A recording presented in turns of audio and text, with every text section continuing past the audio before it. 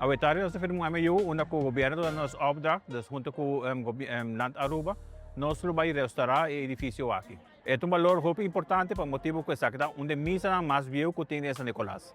Então, o motivo aqui nós estamos decidindo, junto com o governo, de restaurar ele e proteção também de viagem. Sim, nós aí basta reto, mas o motivo que nós aqui que tem sutras. Na província de nós vamos parte para fora, mas uma vez nós constatamos, nós vamos ter uma surpresa nessa visa. Nós basta tempo sem fazer, nós ano passado nós fomos último 2 anos e ano aqui nós começamos a atividade trobe. Então, aqui nós fomos uma San Nicolas e outra luna nós fomos mais San Nicolas, qual é a Capela Emmanuel. Isso é importante, isso é isso do carro, é o aqui, o edifício aqui está proteha e não está zona bota chega torna a mexer com ele.